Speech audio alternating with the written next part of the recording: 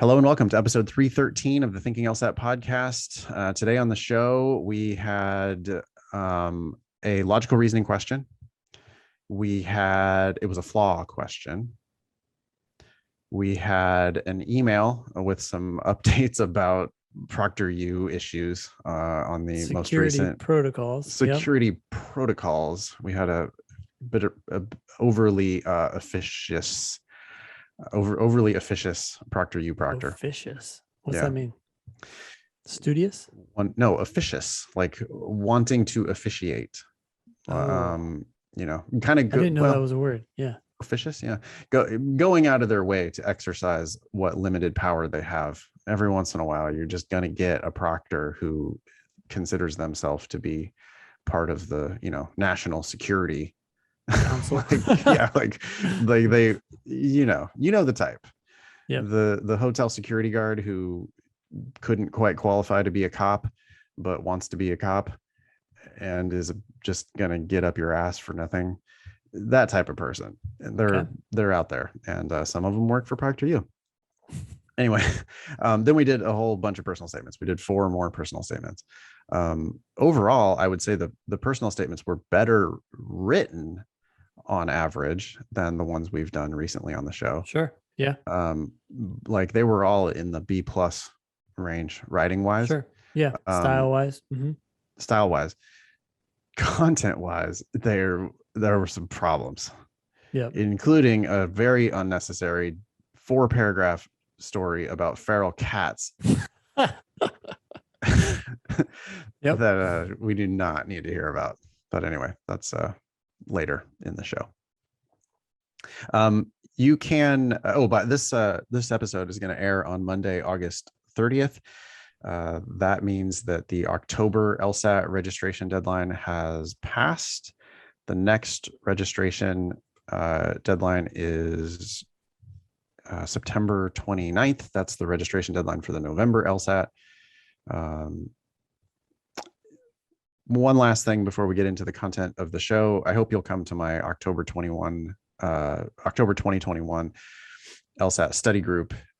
That is Thursdays at 4 p.m. Pacific, 7 p.m. Eastern. All you need is a demon-free account, and you can come ask me whatever questions you want live on Zoom. You want to dive into this logical reasoning question? Let's do it.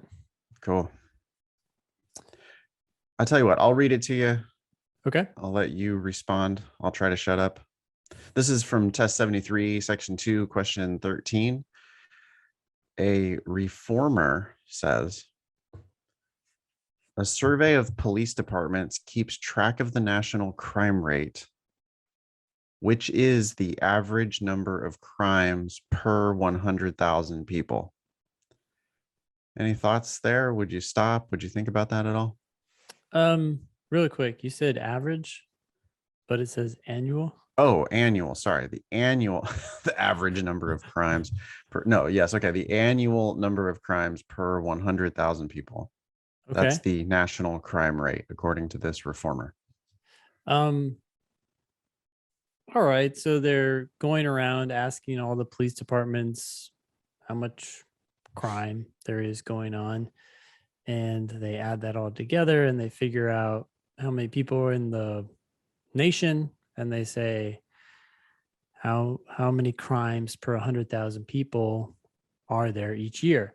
And I guess that makes sense on some level. But when I see the word survey on the LSAT, there's a part of me that like perks up and says, wait a sec, a survey? That's not the same as saying this is the annual number of crimes. It's a survey. So could there be some disconnect between those results and the actual number? Yeah. Well, and who are they surveying here? Police departments. Okay. Yeah. Do we trust police departments? They may have some motive to say why the crime rate is higher or lower than it actually is. Yeah. This is a total side note, but I mean, I just was reading this news story about police departments claiming that that cops are like passing out on the street because they got close to fentanyl. Have you read this or seen anything about this? No. It's apparently 100% bullshit. It's apparently like totally fiction, but it's been picked up by a lot of news networks because they just like, without thinking, just parrot whatever anybody official says, right? Sure. Yeah.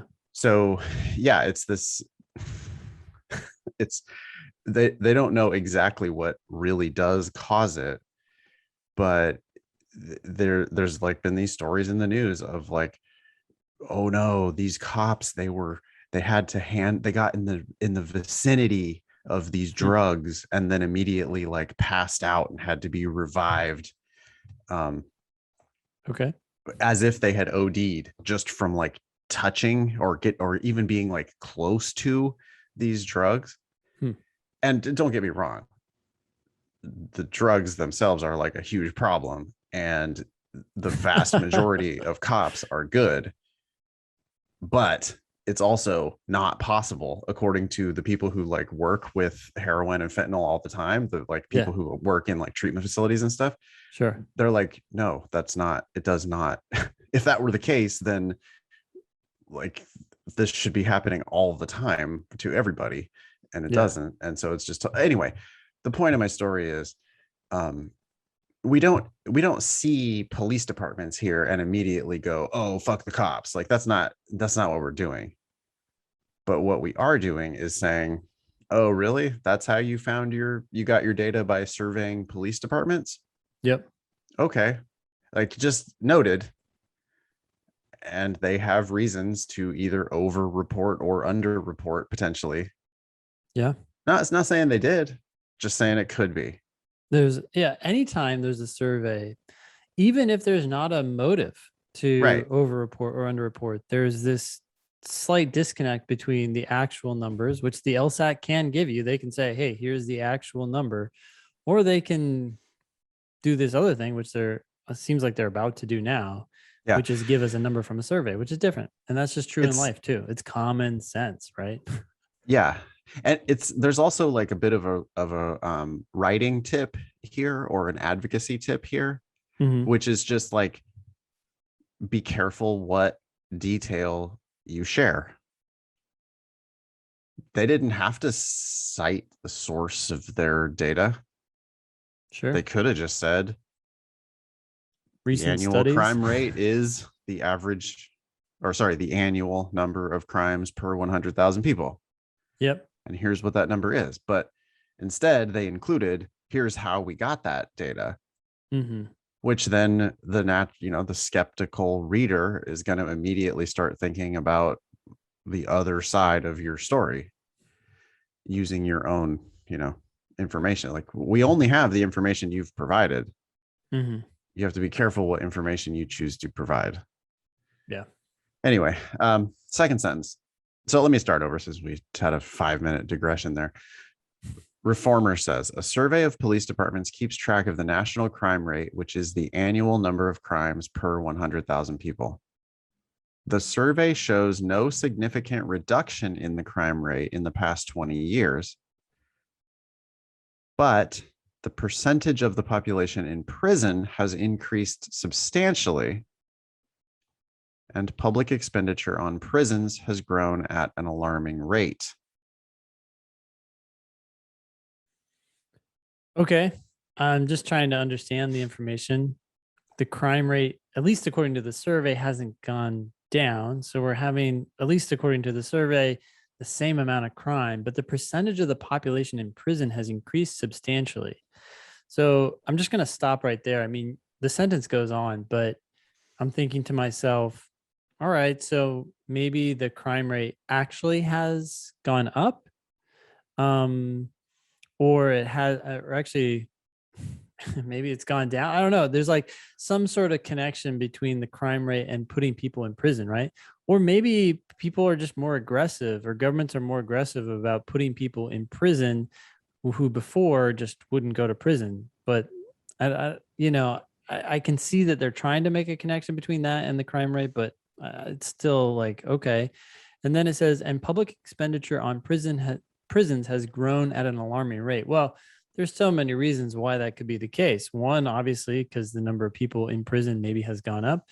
And But two, maybe you just spend more money on prisoners. I don't know. Yeah, like Maybe. COVID could have made prisons cost 3 times as much as they did before. Exactly. Right. Exactly. Or anything could have. The prison guards union could have negotiated a crazy increase in pay, Mm-hmm. or the pensions of the prison guards could have gotten out of control. Like, who knows? Like, there's a million different things. Yeah. So what you're doing there is just, you're thinking around the edges, Yep. right? Like, you're accepting as a fact that the survey shows no significant reduction in the crime rate, Mm-hmm. but you immediately said, well, but it could have stayed the same, right? Like, saying there's no significant reduction. Actually, you could say, well, oh, but it could have gone down a little bit. Yeah. It's just not a significant reduction. What's a significant reduction? So it could have actually gone down, Mm-hmm. or it could have stayed the same. Also, the survey shows this, and we might have reservations about the survey in the first place. Now, we're not arguing that the survey shows what the survey shows, The issue but is the whether it's survey could right. be bullshit in the first one. Yeah, Yeah. exactly. Okay. Anyway, so you're thinking around all the edges, and then they get to their conclusion, and it says this demonstrates that putting more people in prison cannot help to reduce crime. Now, what do you think? Ooh. Okay. So at this point, I'm like, well, even if all these things are true and the crime rate really has not gone down, let's even give them the benefit of the doubt and say it hasn't gone down at all. Yep. Um, and the population in prison has gone up. Yep. I'm still like, yeah, maybe putting all those people in prison kept the crime rate from climbing, right? So this claim that this demonstrates that putting more people in prison cannot help reduce crime. Yeah, well, maybe it would have been higher, but it reduced it down to what it is now. So even if I grant everything you've said to me, this argument sucks, and it often sucks when the author is so definitive, right? This demonstrates that. Like, there's no Yeah, and the recognition. cannot help to reduce crime. Oof. The reformer is also open to, when, because of that conclusion, cannot help people, or sorry, cannot help to reduce crime.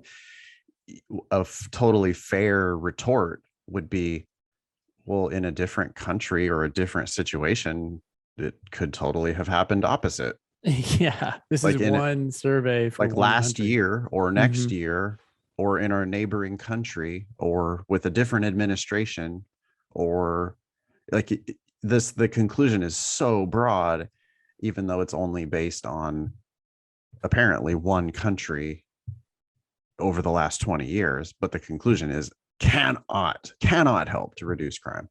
Okay. Yeah. The question, it turns out to be a flaw question. It says a flaw in the reformer's argument is what?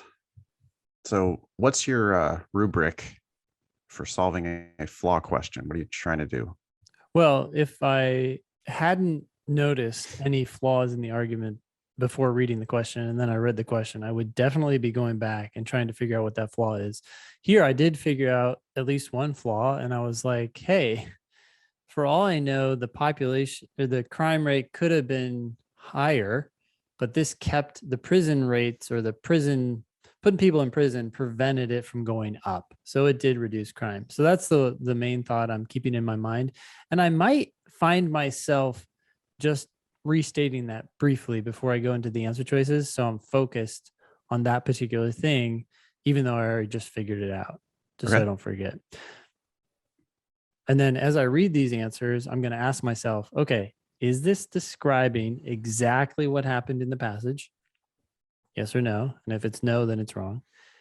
And even if it did describe exactly what's happening in the passage, is that a problem? Because sometimes it just describes something that happened, but it's no big deal. So I'm really looking for something that happened and is problematic. Yeah. Another way of saying that is, did they do it Did they do it? wrong?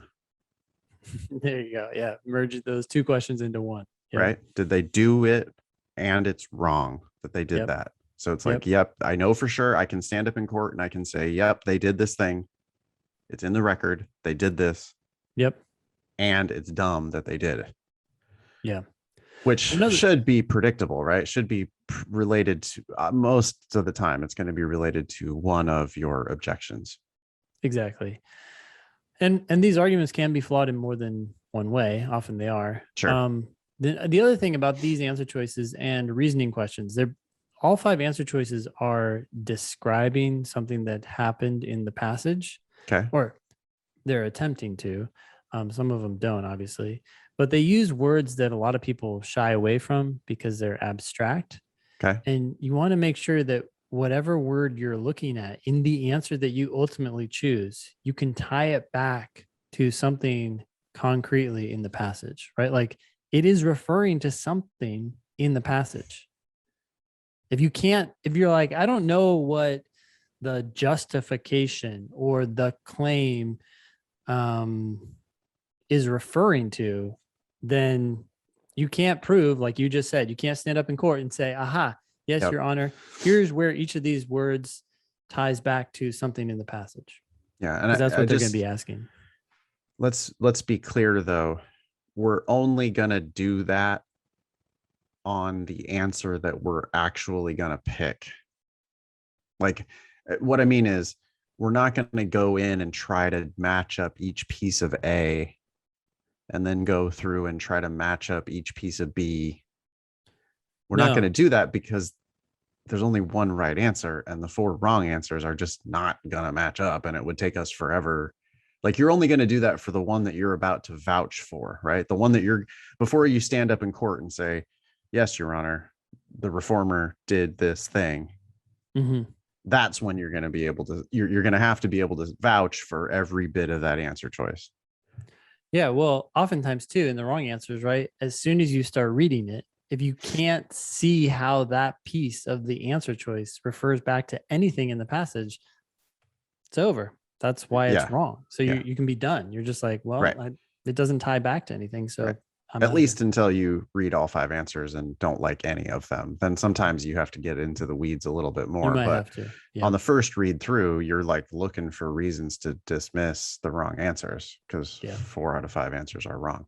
Okay. So a flaw is A, did it infer without justification that because the national crime rate has increased, the number of crimes reported by each police department has increased? Okay. I would say I'd probably be done with that answer choice when you got to the comma. Yep. Because it says infers without justification that because the national crime rate has increased. I'm like, it never made that claim that the national crime rate has increased. It just said it did not decrease significantly. Or what did it say? It says, yeah, no significant reduction in crime. So it's like, wait, never said that. So that doesn't exist. I'm out. I don't think I'd finish reading it. It simply did not present that as a premise of the argument. So whatever came after the comma there is definitely going to be wrong. B, ignores the possibility that the crime rate would have significantly increased if it had not been for the greater rate of imprisonment. Okay, this is pretty much what I predicted. It does ignore this possibility. This answer choice isn't saying that that definitely happened. It just says, hey, look, there's this possibility that the crime rate might have significantly increased if it hadn't been for this imprisonment stuff. And the argument did ignore that. So I would say this is the answer. So now, but just because they did it doesn't mean that that's the answer. Did they do it wrong? But this is a problem too, right? I mean, ignoring this possibility raises a big gap in the argument. It's like if someone raised their hand and said, hey, yeah, but the crime rate would have gone up significantly. Now, all of a sudden, the author, the reformer, is going to have to start scrambling to justify his conclusion. Yeah, it would be a good objection to make, to say, hey, wait a second, how do you know that the crime rate wouldn't have been twice what it is if it wasn't for all of these bad guys that we're putting in prison? Yep. So they ignored that possibility, and that possibility is totally relevant to their argument. So it's a problem that they ignored that possibility. And that's going to turn out to be the answer, I'm sure. C says, overlooks the possibility that the population has increased significantly over the past 20 years. It doesn't actually talk about that. So I could say yes, it's overlooking or ignoring, which is the same thing. It's overlooking this possibility, but I don't really care because we talked about the percentage of people who are in prison and the crime rate, which is the number of crimes per 100,000 people. So I don't care about absolute numbers. I only Yeah. care about ratios. Ignores the possibility or overlooks the possibility is a really low bar. Um, they overlooked many things, right? They Yep. overlooked infinite things. They overlooked the fact that the Oakland A's are a cool baseball team. You know, My favorite growing up. the A's are pretty sweet, dude. So they overlooked lots of things, but is it a problem that they overlooked it? Mhm. Here, I would say, well, it's not a problem that they overlooked it because they were citing crimes per people. They were talking about crime rates. Yep. So who cares if the population went up or down? D, presumes without providing warrant that alternative measures for reducing crime would be more effective than imprisonment. Okay. It does not presume and anything of this nature. It's saying that look, prison doesn't work. That doesn't mean that this person has to simultaneously claim that something else would be better. The person could go on and say, well, yeah, putting people in prison doesn't work. And by the way, nothing works. So we're just fucked. Well, yeah, you're allowed to make an argument that is limited to just what you said. You Mhm. don't automatically then have to be solving the problem. You're allowed to say this is we can't get out of this. Yep. Or at least that's not what the reformer said either, right? The reformer just said putting people in prison can't work. Yep. That doesn't mean that they have to have a better solution. So um, E then starts with takes for granted. So takes for granted that the number of prisoners must be proportional to the number of crimes committed. Um, it doesn't, so it takes for granted means necessarily assumes. Does it have to assume that the number of prisoners must be proportional to the number of crimes committed? There was this um, so it's almost like it felt like the argument was alluding to this possibility that there's this connection here, but it does not have to be proportional, which means as one goes up, the other one definitely goes up in proportion. So I would say it's just too strict. I'm not really going to get into it more than that because I would just say it doesn't have to be that exact sum out. Yeah. So here we do need to do like a kind of a PSA about the difference. Students misunderstand all the time. Ignores the possibility or overlooks the possibility versus presumes or takes for granted. So B and C each said ignores the possibility or overlooks the possibility, whereas D and E said presumes without providing warrant or takes for granted. Those are two totally different things. What's the difference? The big difference is what you were just explaining about overlooks the possibility or ignores the possibility. You said that was a really low bar, Yeah. right? Like the vast majority of arguments are going to ignore the thing that's about to be discussed. You're And ignoring everything you didn't explicitly say. yeah, So you're ignoring many things. yep. Whereas with D and E, when it says presumes or takes for granted, that's a really high bar because it's very rare that arguments have to make these assumptions.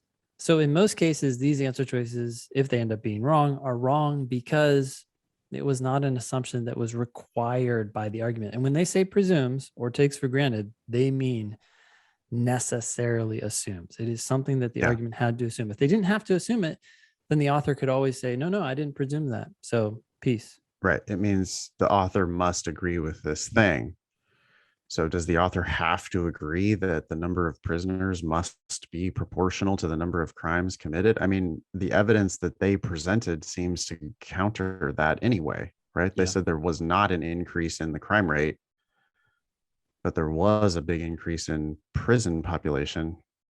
What evidence? That's the opposite of proportional to crimes and prisoners being proportional, not yeah, according to that data. exactly. If anything, that's what the conclusion is saying.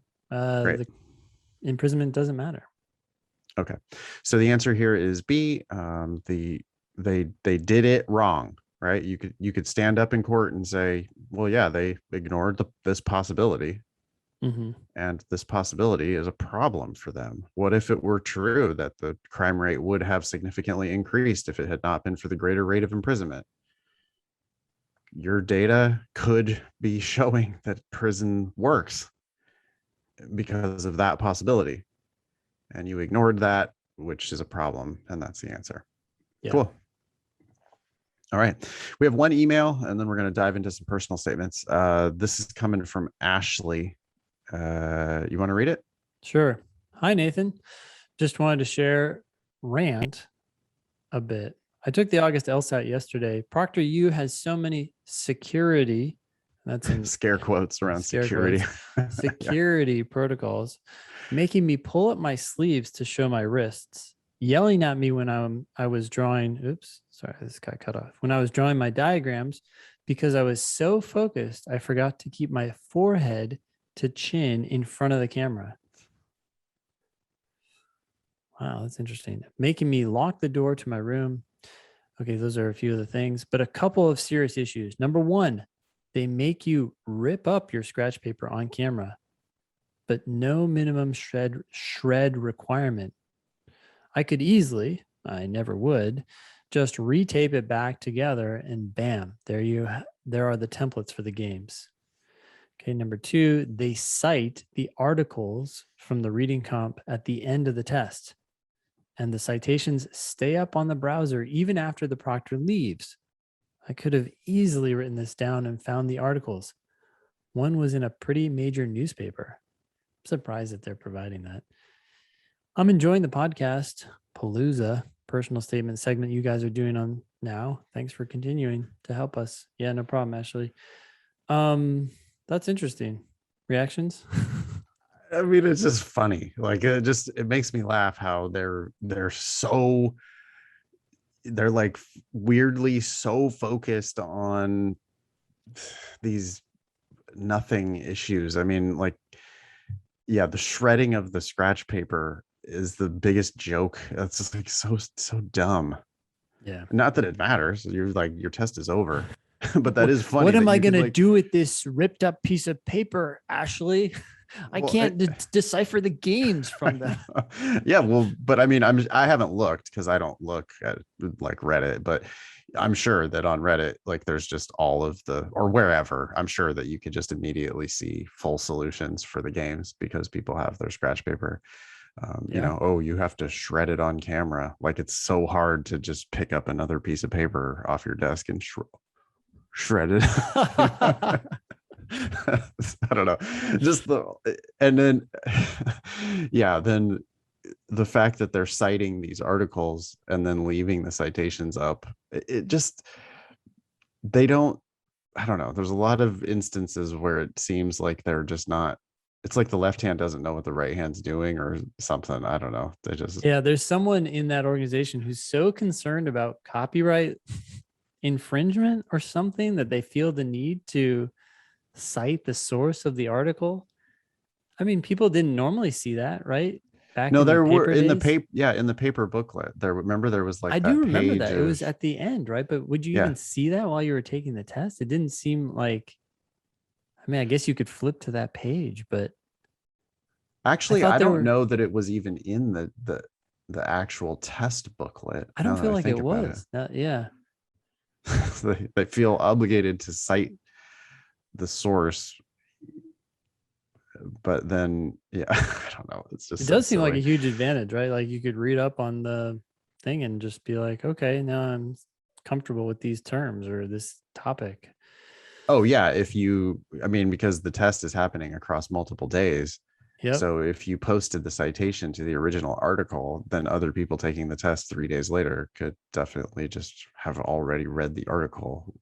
Yeah, Now, to be clear, these articles are often rewritten by LSAT. right. So it's not like you could depend on that information. But it doesn't hurt to be more comfortable with the subject matter. It could be heavily redacted / even changed, right? I mean, they Yep. could just change the facts if they wanted to, include other stuff, omit a bunch of stuff. They could change it a lot. But I mean, none of this is like, if you're trying to game the LSAT, you're doing it wrong. You don't need to game the LSAT. You need to read it carefully and understand it. You need to get good at the test. Then you don't need to do like gimmicky bullshit like, I want to find out on Reddit what the games are before the test. I mean, you just Yeah. don't need to do that if you get good at the test.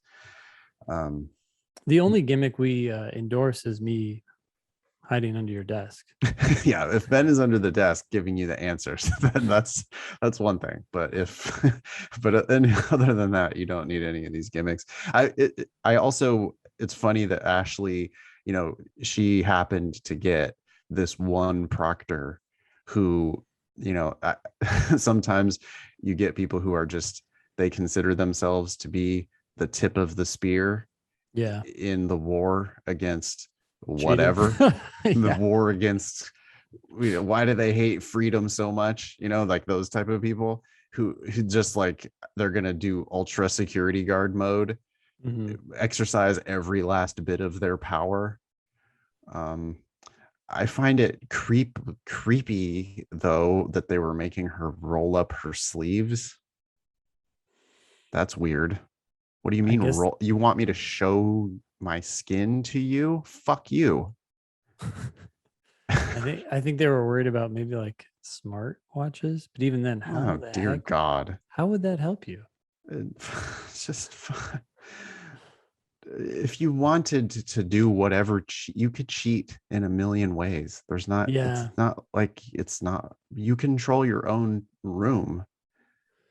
You There, could easily have just set your phone on your desk after you scan the room. I mean, gosh, there's so many ways. Yeah. it's just it's ridiculous. You could easily have cameras set up, the nanny cam in the teddy bear or In the teddy whatever. bear, yeah, you I can't mean, see it. they can't, they don't know that you don't have a camera in. I don't know. It's just so stupid. Well, this is Anyway, why what's the name of those testing centers? I always forget the name. I think it's called Sylvan. Sylvan. I still am just dumbfounded they haven't leveraged that. Like it would remove all these issues. Like, yeah, people could still slip out with scrap paper, but not really. It's going to be a lot harder. Yeah. Anyway, who cares? Like if it's a like, I don't know. There's ways to cheat in life. Or you could like do the work and get good at it and you don't need to cheat. And you'll be better prepared for law school. Right. So anyway, that's from Ashley. All right, you ready to dive in? Thanks, Ashley. You ready to Let's dive do into some this. personal statements? Okay. This Yep. one's from Samantha. And it says, by the way, maybe a little preamble here to our we're continuing. This is like 4 episodes or 5 episodes in a row now where we have read people's personal statements. The Thinking LSAT podcast is not turning into personal statement podcast, but it's the time of year where if people are applying at the beginning of the cycle, which we always recommend, this is the time of year where people are really heavily interested in their personal statement. So we're happy to help as much as we can. I manage the queue. I get all the emails. If you email help@thinkinglsat.com, that comes to me and only me. And I appreciate all of our listeners and I appreciate people writing in, but don't send us a shitty draft. It's a waste of your time. It's a waste of everyone's time. Send us something that you think is like ready to go. If Something you're gonna you're send ready it, to turn in. Yep. yeah, send it to us as if like, okay, I've done my very best on this. I think it's ready to go. What do you guys think? Don't send it. It's rude. I mean, we were actually talking about this last time on that Brian Garner tips thing. Yep. When you send people, if you're going to send something for somebody to review, whether that's your boss or your colleague or some random podcasters, it's like a disrespectful waste of everybody's time to send in something that is clearly not finished at all. And I've lately been, I'll look at them. I mean, I don't have time to look at all of them. We get too many, but you're still welcome to submit help@thinkinglsat.com. But man, if I open that shit up and the first sentence violates all of our advice, or the first sentence is not a sentence, like I open it up in Word or Google Docs and I see all the Yep. blue squigglies everywhere for shit Yeah. that like was automatic, like it caught it. Google Docs caught it immediately, or Word caught it immediately. Yeah. Don't send that shit to anybody. Like, I don't care who it is. Yeah. Fix that shit yourself. You're a lawyer. What are you doing? Anyway, I appreciate it when people follow our advice. My column last week, my newsletter last week, was commandments Mhm. for writing a personal statement that doesn't suck. Yeah. I hope that our students and our listeners, if they're going to submit to the show, I hope that they're going to like seek out our advice and try to follow those steps before sending it into the show. Okay. I guess I should add to that. We just launched the personal statement tool. It's a drilling tool in the daemon. So if you have a paid plan, you can go to the drill page, you can click on personal statements beta, start drilling. And what it'll do is it will give you actual sentences that we have gotten from people's personal statements. And you have the opportunity to choose which revision is best, if any. And then we'll explain why the correct answer is correct. It's amazing. There's 5 options. One of them is leave it the same. One of them is cut it entirely. 3 of them are different versions of the sentence to rewrite it if you were going to rewrite it. Mm-hmm. And so you can drill on personal statement content to improve the quality of your own writing. And then the explanations rehash so many rules or commandments, I guess, that we've said over and over and over on the show in the context of a specific example, which is what we're trying to do today as we read these personal statements. But now you have a chance you should do that if you have a paid daemon account before you send in your personal statement. Okay. 10 minutes of Samantha's personal statement. You ready? Yep. At my job, I help people tell their own stories.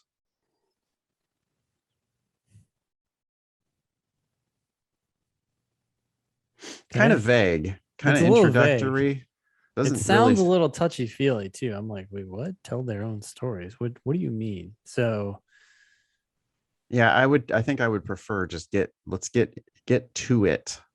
What do you mean? Don't get this high level. It's I think people think that they're like, I need to have some mystery to invite the reader in. But not really. I'm here to learn about you. I'm not here to be, you don't need to tease me. Like, go ahead and get down to it. Yep. Anyway, as a peer learning facilitator at the UCLA Undergraduate Writing Center, I offer 60-minute appointments to work with students on improving their writing.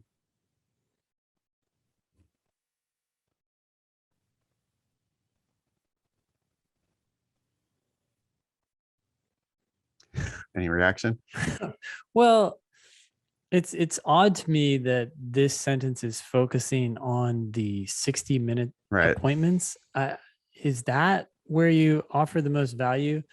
I'm also just a heads up, and we've talked about this before, but when you start talking about your own writing abilities, Yep. you invite the reader to be hypercritical Yep. of anything you have to say. Because it's like, oh, you're a writer, or you at least claim to be a writer. I don't know if I would have said things like that, yet this is what you do for your job. I'm not saying that you can't write about this topic. It's just one where you have to kill it. Right. And right now you're talking about your appointment time frames. I don't really care about you having an appointment with someone. I would like to know what you What do if I for got them. interrupted right now? Right. Like I did this in my last newsletter, my last lesson. Mm-hmm. It was like, what if the phone rang right now? And we walked away. We got called to a meeting. We're walking down the hallway thinking about Samantha, who's applying to our law school. Am I like, I can't wait to tell my colleague, Ben, you'll never believe it. We have this applicant who offers 60-minute appointments. Yep. Right? Like I mean, because that's the fact that Samantha chose to lead with, Yep. but that fact doesn't do shit. Like anybody can offer a 60-minute appointment. I mean, get to the story. What are you trying to tell me? Like, okay, I get it. You work at the writing center. But like the fact that you offer 60-minute appointments doesn't, I don't know, it doesn't do anything. It's it's advocacy wise. You're just not leading with your best fact. Yeah. Well, this illustrates an interesting thing about writing, right? Samantha has written these two sentences clearly. The first one is short too. So she's mastered maybe the stylistic side of writing, but another big side of it is the content, what you choose Yeah. to write about. And that's Right. where you're stumbling. Lawyers you're going to be an advocate. You have to advocate. Like I need a burning desire to admit you to my law school. Like if I get interrupted after 3 sentences, you should have taken that opportunity to implant something in my brain that makes me think like, oh shit, Samantha's going to be a really good lawyer.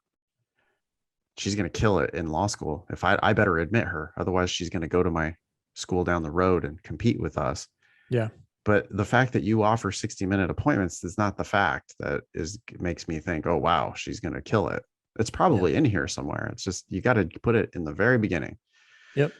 All right. Third sentence says, oftentimes students expect me to either quote, fix their paper or confirm that it is quote, good enough to turn in.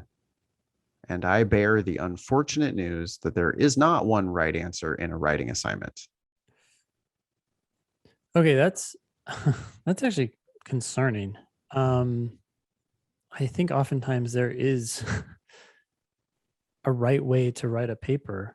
So I'm not sure what you mean by that. It sounds a little philosophical. Well, she's doing 2 things at once. These are 2 separate issues. Her clients, these poor kids that she's trying to help. Yep. Half of them are like, is it good enough to turn in? But it's a different half of them that are like, oh, I want to fix it. Just fix it because they want to turn it in. Right. The truth is these people are lazy. They're bad writers. They're not going to get any better because they don't care. And so it sounds like a pretty rough situation for her. I mean, think about the personal statements that we get submitted to us. Yeah. She's probably seeing maybe worse because the people she's working with are probably not like future lawyers. But she's getting a lot of people who like, they know they need help, but they really, all they want is like permission or a quick fix. I'll tell you right now too, I'm imagining that she's working in this writing center and people are basically trying to finish homework assignments. Yep. Right. And I go back to her first sentence and you like raised the bar. You're like, I help people tell their own stories. I almost thought, are you like, do you work with people who are victims of domestic abuse or something? Like, are you like going a to help? journalist or Yeah, I don't know. Like what you tell their story, they need to get it off their chest. But instead, you're helping people do homework assignments. And now I'm like, what was that first sentence? It was, huh? It's a bit grandiose. Yep. Right. That's the problem with conclusions generally. And I guess like we read that first sentence and we thought it was vague, but it also it's like conclusory, right? You're trying to pump up. And I'm not saying you don't help people tell their own stories. I think you do. It's just that it's like this kind of grand way of putting it, which invites skepticism. And so now after 3 sentences, we're like, oh, wait, you help people do their homework? Like you help people, you edit, you help people edit their homework assignments. Yeah. And I'm sure that on your best days, you actually do a lot more than that. But you just got to remember that the reader is going to be super skeptical. So instead of fixing the paper or confirming that it is good enough, instead, I direct our focus to their argument and we assess it for weaknesses. As I read aloud through their draft, I pause to intentionally misinterpret a vague statement that they jump to clarify, or I ask questions that prompt them to fill in missing evidence. I remain aware of their receptiveness toward changes we make and check if they understand the rationale behind them, because my goal is for the student to walk away more capable of convincing. This is a long fucking sentence. This is really long. If I was reading this out loud to you, Samantha, I would pause dramatically to get another breath as I continue this long ass sentence. By the way, that was an ly adverb there, convincingly. Anyway, what are we doing now? You're checking if they understand the rationale behind your changes, because my goal is for the student to walk away more capable of convincingly conveying their point than they were before the session. Whoa, there's a Jesus. lot that I don't know if you should even be saying this, but if you're going to say this, there are so many things You shouldn't can just cut, right? Well, it's mundane and obvious. You don't need, it's a reference. That, by the way, was a very long-winded reference to a mental state. She's goal. talking about her goal. Yep. We don't care what your goal is. We care what your actions are. We can infer your goals from your actions. And so if you just fucking say what you do without all this editorialization, then we would go, oh, look, she's actually teaching them to be better writers. Mm-hmm. But you're now going inside your own head to talk about your goal. And then when we read that long ass clause there of at length describing what your goal is, our only response is no shit. Yeah. Of course you want to help them be more capable of doing this on their own. But you didn't need to say it. You didn't need to explain that in such a long-winded way. And then I got to go back to Ben. The second someone starts telling me about writing in their own writing, then I have to get hypercritical about their writing. Yeah. Because it's like how did that sentence that wouldn't have made it through peer review if I was the peer reviewer. Okay, though this approach is slower than simply correcting their mistakes, I see the payoff when students return to me with grateful comments. They beam with pride over their newest grade, and most importantly, they start their next paper with a more logically coherent, well-supported thesis than before. I don't hate all that.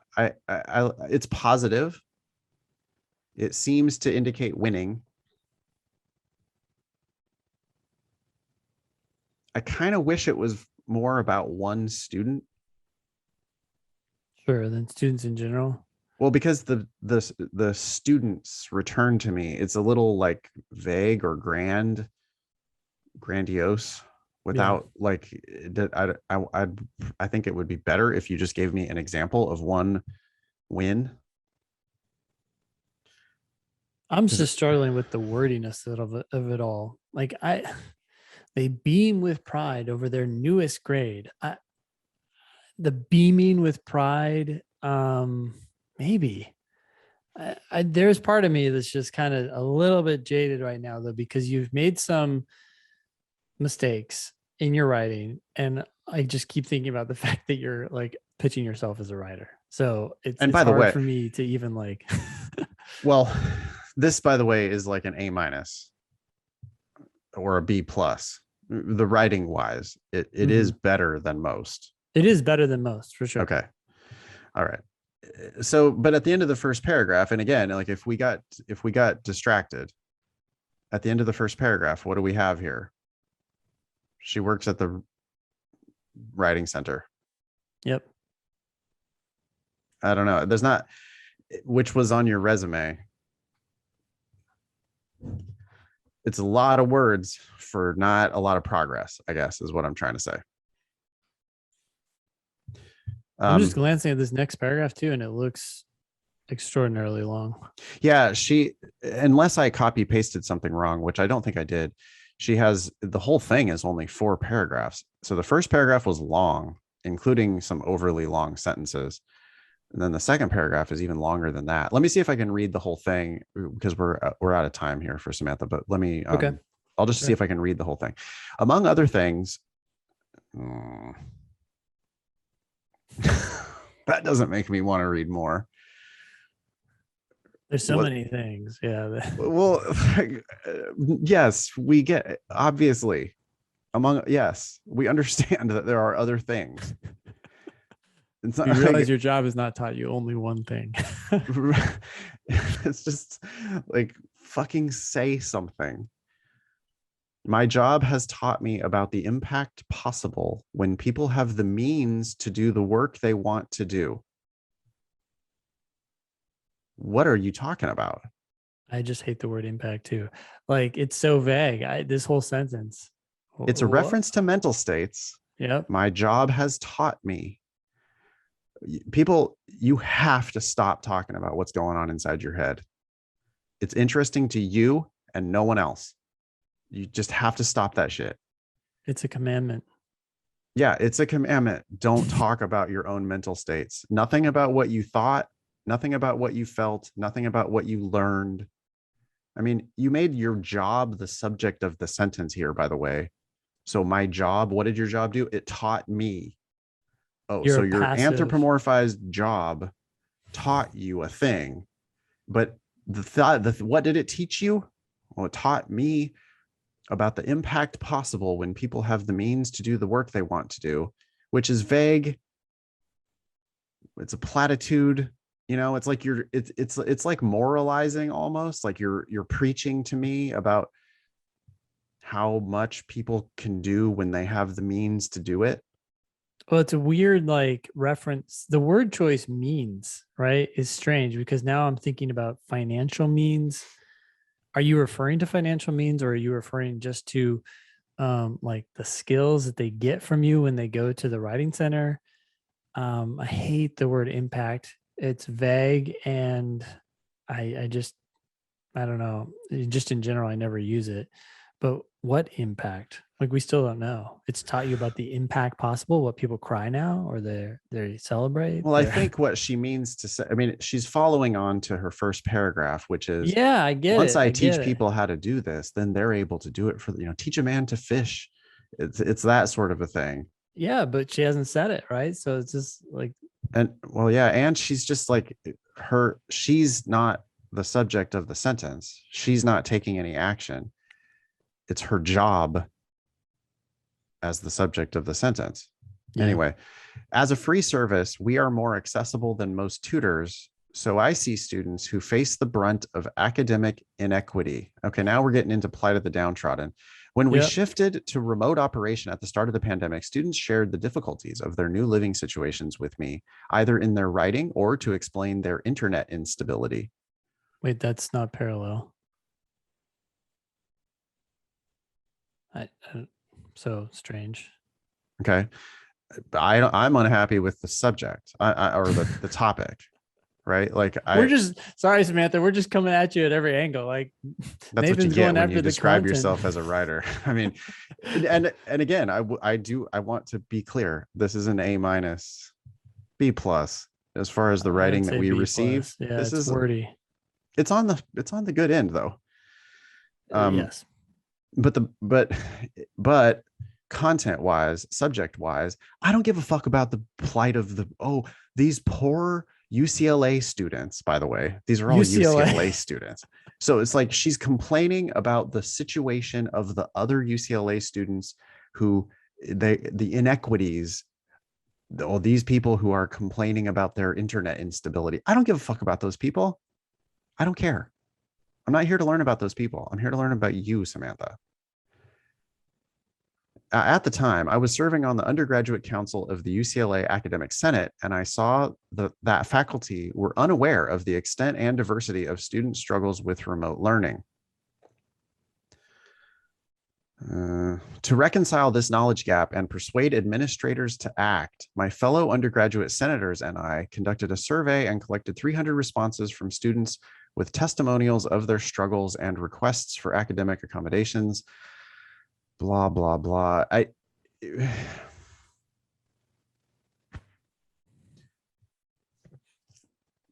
What am I going to complain about right now?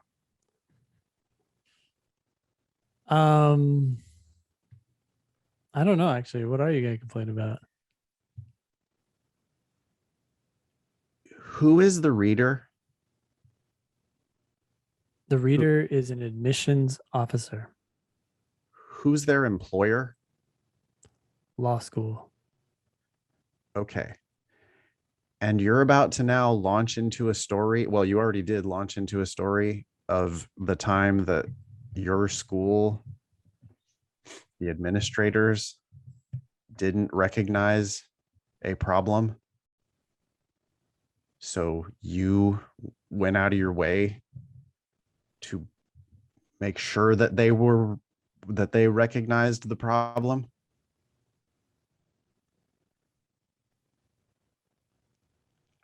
I'm not saying I don't commend you for doing that, Samantha, but I feel like your reader is going to go, oh boy, problem. Like they don't want people who are going to fucking rabble rouse at their school. Well, the crazy thing is you could actually present this story without making it an attack at the faculty. Oh, she absolutely took that swipe at the administration. You don't need to do that. You could just say, hey, to understand the problem. Right. To help my students. This is what I did. We did this survey and then later we were able to make these changes. But this the faculty, the administration. They didn't get it. And we had to persuade them to act. Yeah. We don't want to be persuaded. I want you to come to my school, kick ass, and shut the fuck up. I do not want you to ever try to persuade me or educate me about anything. If I'm the administrator of the school, yeah, I don't want to hear about problems at my school. I want happy worker bees who who excel and who don't complain. This is like, we see a lot of these where it's like, here's this rabble rousing that I did. Yeah. And I mean, it's not, I don't know. Okay. That's it. We're out of time. We're way over time for Samantha. Thank you, Samantha. That was about half of Samantha's personal statement. You know, if I got interrupted right now, we would be like, well, okay, she worked at the writing center. Her writing is okay. And then this whole like, well, she identified some problem and started doing a survey and advocating for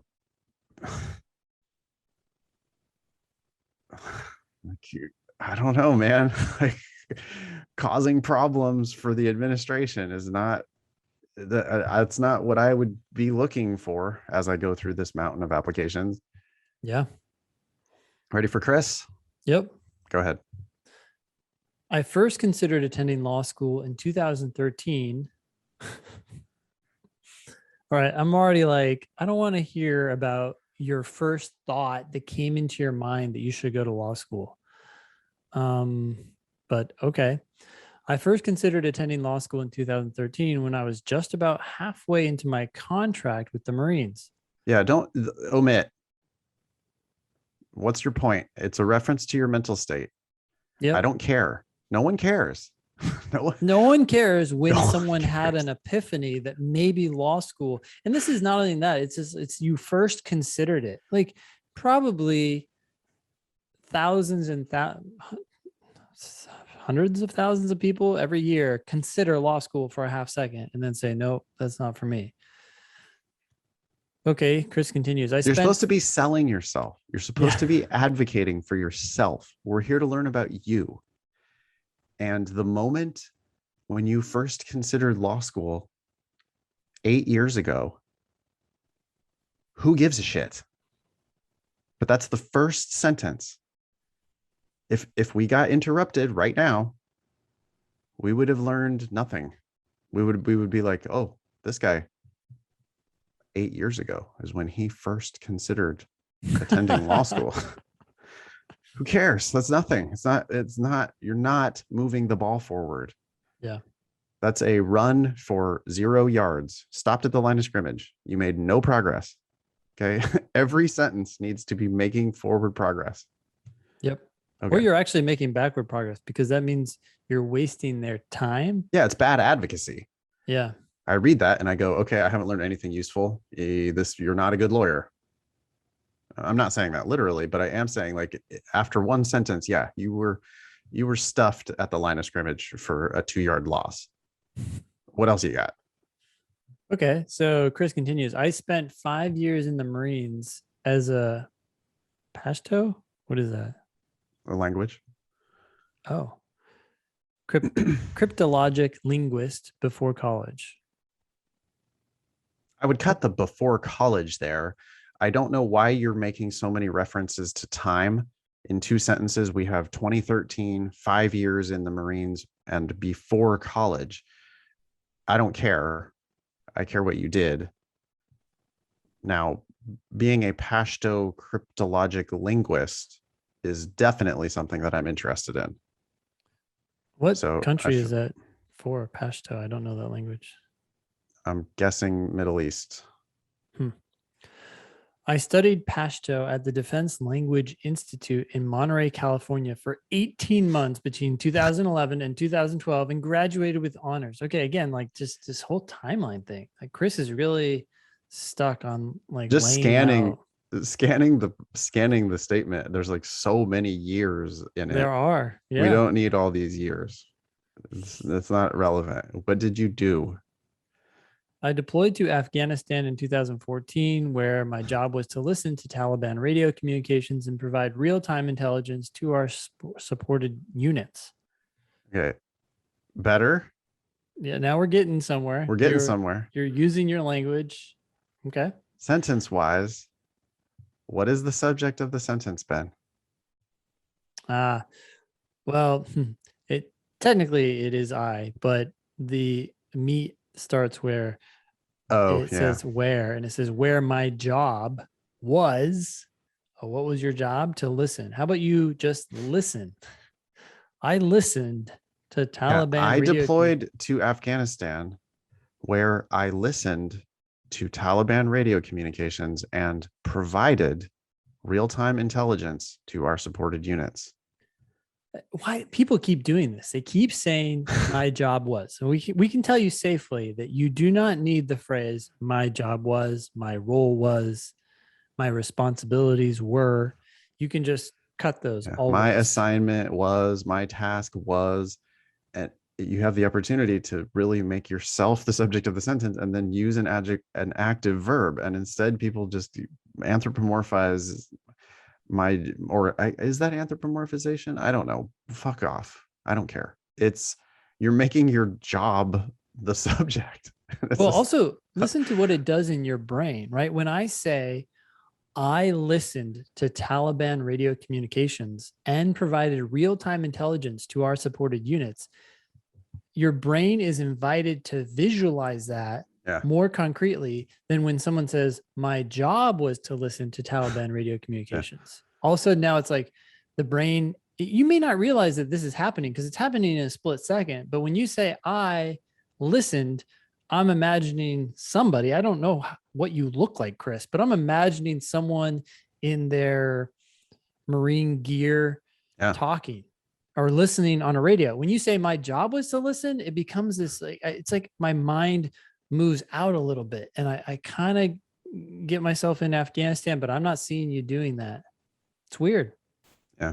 You're more of a badass when you say I acted as an interpreter on several operations as well. Missed opportunity. I feel like you could have made interpreter or interpreted Yes, I the interpreted verb. what? And then what did you interpret? Now it's just Right. kind of this vague I operations. interpreted this to that, Mm-hmm. or I interpreted these things for this. Like, yeah, instead I acted as I act. So acted is the verb. Yeah.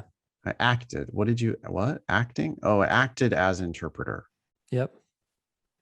Okay. Like it's just a telling instead of a showing. Yep. Next paragraph. In 2015, I was the training NCO, non-commissioned officer for my platoon. I bet he's never going to use NCO again. Yep, correct. He never did. Oh, I see it one other Oh, there's time, one more time later in the paragraph. but Okay. I don't know. Again, this is I was something. Yeah, I Fine. was. The was is the subject of that or the verb of that What sentence. did you do Right. as the training NCO? Let's just Here we talk go. about that because I don't care about the title.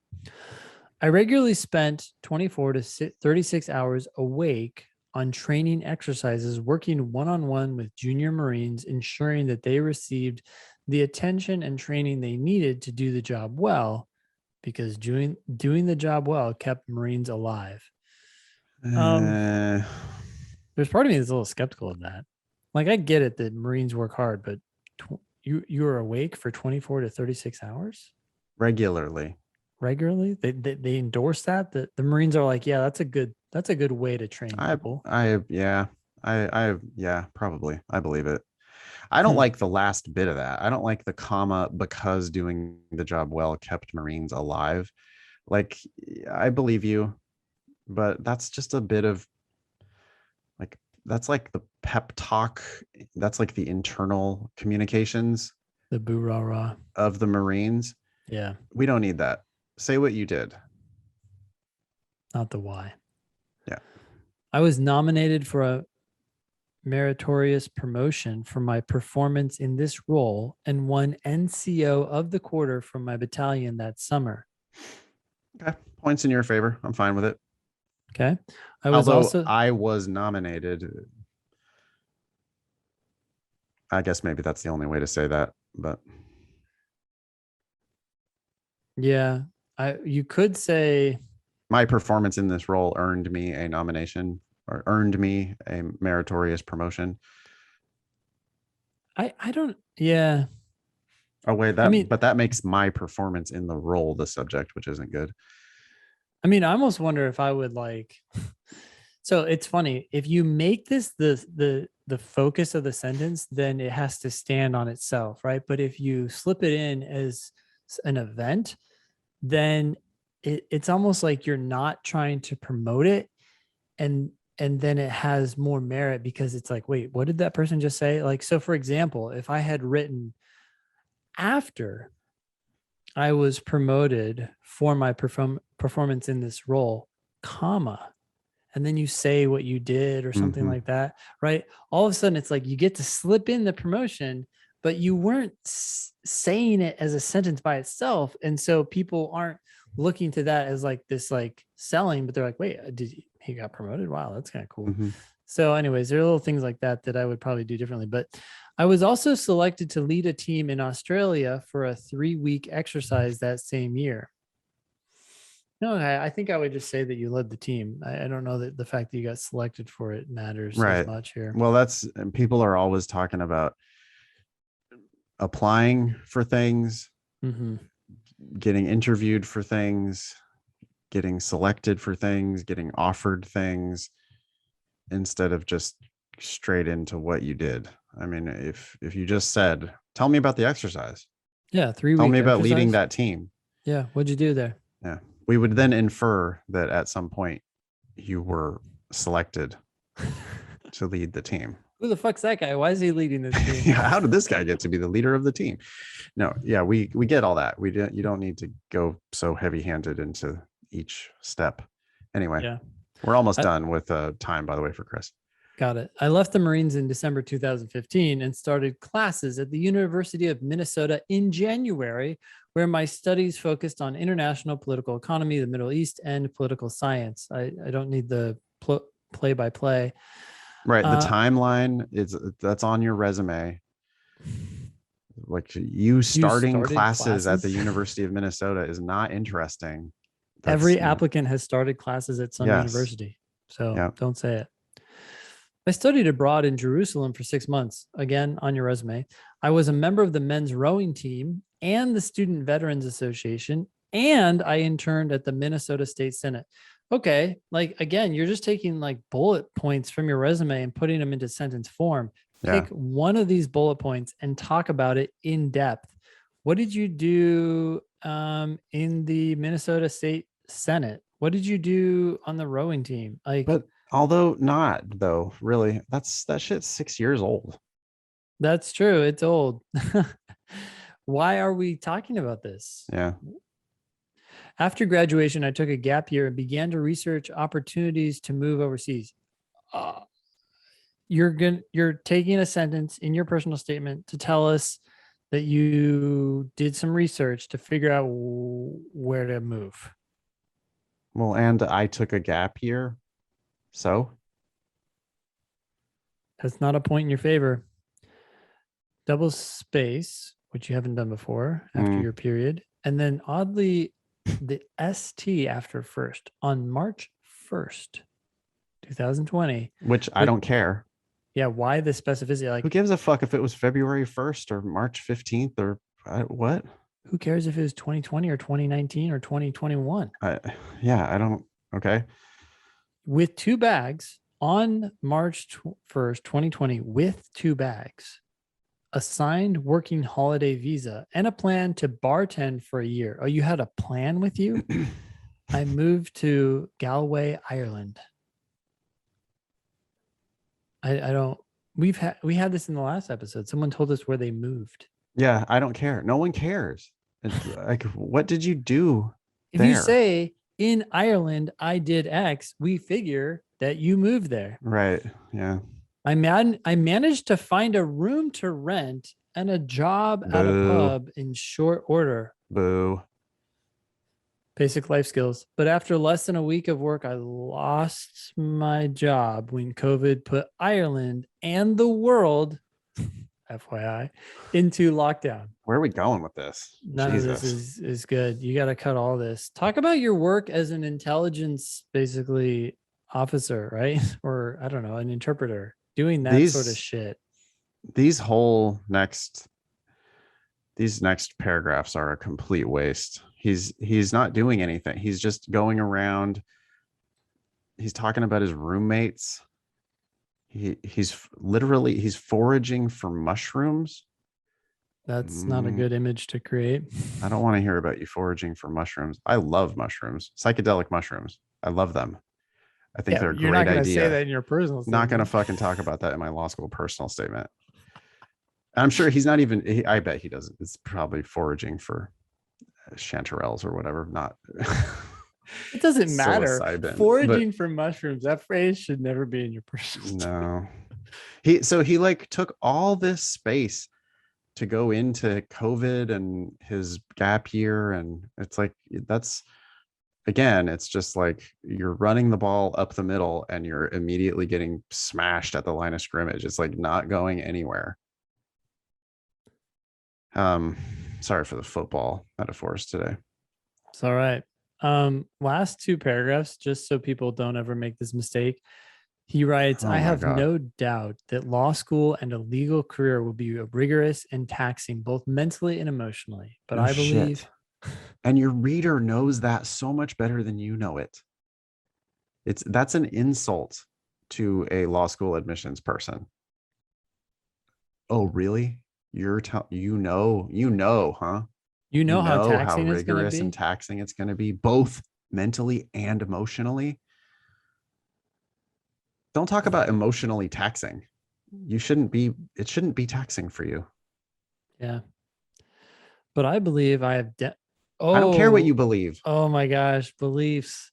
But I believe I have demonstrated I have a demonstrated history of applying myself, adapting to challenges, and succeeding in whatever I bend my efforts toward. Omit. I am certain that I will meet this new Omit. challenge with my usual enthusiasm and gusto. Wait, enthusiasm and gusto? Wow. Comma, and once again succeed. Omit. Wow. You believe in yourself. That's awesome. I very much appreciate your time and consideration of my application. Omit. Omit. Okay, everything in this application, in this personal statement needs to go, and you need to, except for the stuff at the beginning. And even then, it's just you need to take and talk about your work as an interpreter. That's cool. He's he's like biting off. I don't know. It's a bit unfortunate because the most interesting stuff that happened here was in 2014. I forgot about that. That's true. That was 7 years ago. Yeah, though, I think what's your brand going to be? Like, what do you want them to think about? Well, you don't have to mention too that it was 2014. Right. could You just don't say, mention the timeline. You just say what you did as a cryptologic linguist and a translator in Pashto in Afghanistan.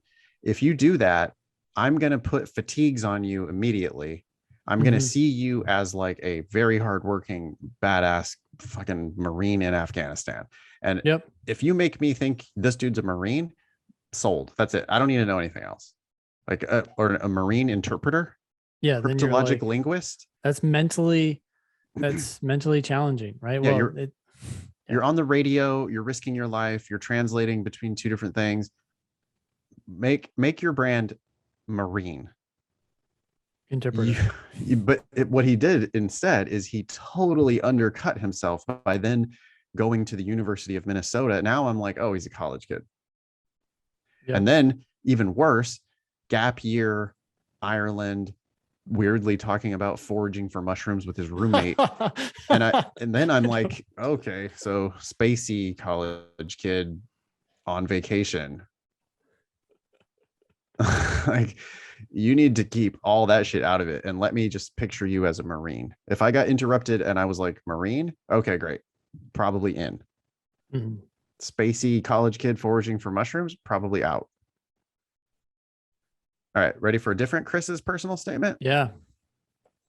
Chris is one of our students right now in the Demon. I really like Chris. He participates in class and like a familiar face that I really enjoy.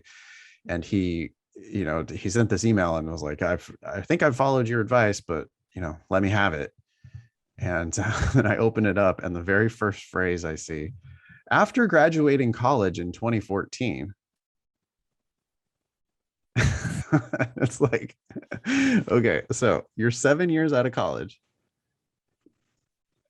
I would love to picture you, if I didn't know you, Chris, I would love to picture you as an adult person. Yep. But instead, you go out of your way to go back to 2014 and mention college specifically. Yep. So that you make yourself look like every other college kid. Don't. You make me think of you as an adult. Yep.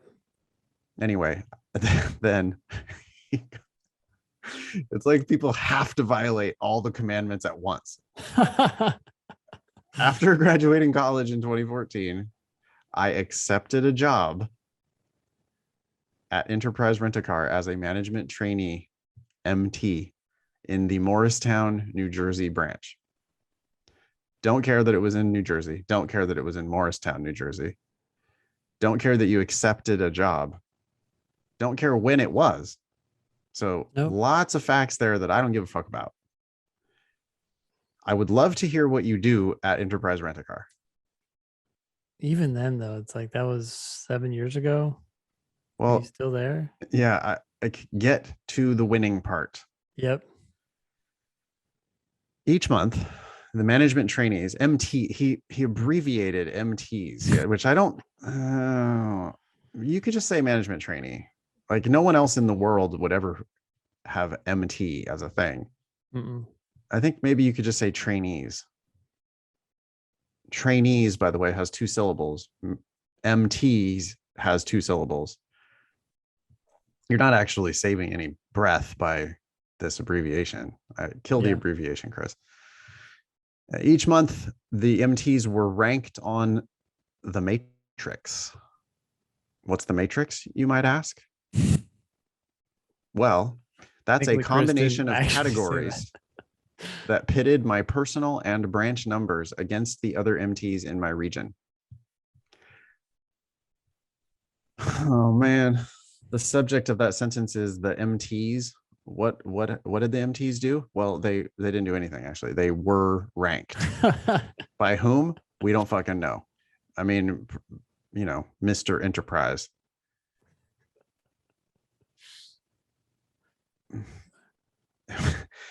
It's like you're not blowing my mind, Chris. Like, wait, what? The trainees were ranked?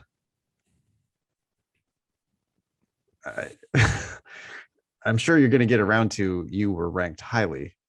You could have just said that.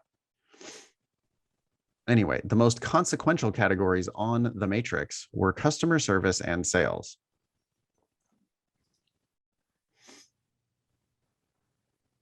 Let me ask you this, Ben. What action has Chris taken in the first paragraph of his personal statement? He accepted a job. That's all he has done in 3 sentences, an entire first paragraph. He accepted a job. Yep. And I have his resume. I mean, I don't literally, but if I was evaluating his application, I would have his resume and it would have this job on the resume. So in 1 paragraph, he has told me nothing useful. Yeah. Second paragraph. To show my potential as a future leader, I needed to rank in the top 50% of the matrix.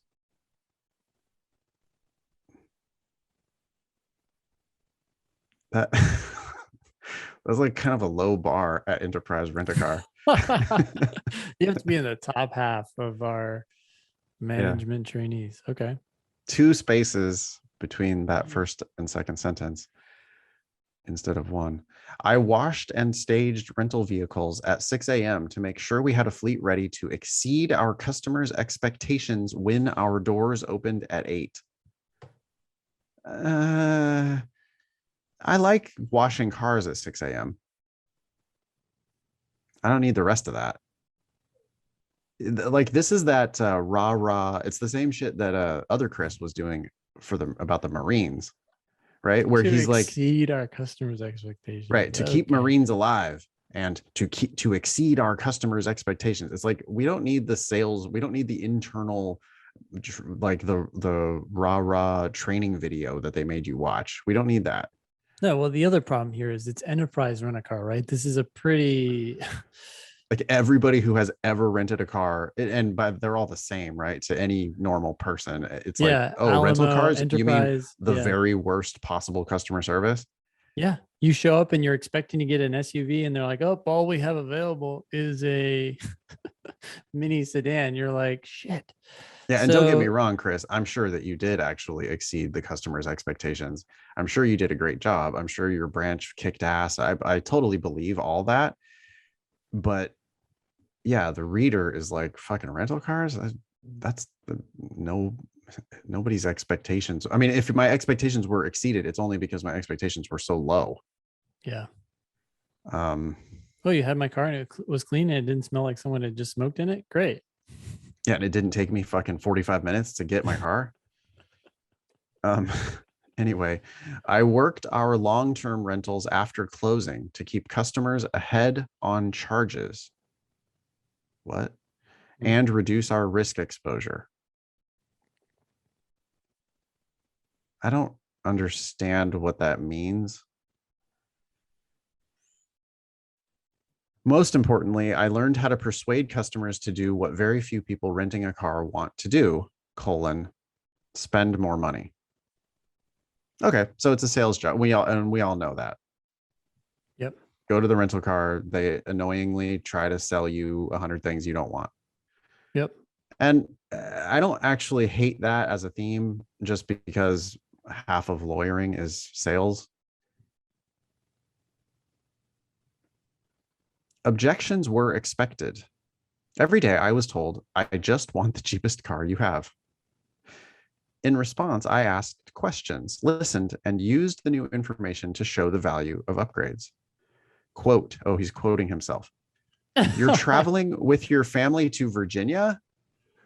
Why don't we go check out an SUV instead of that sedan you booked?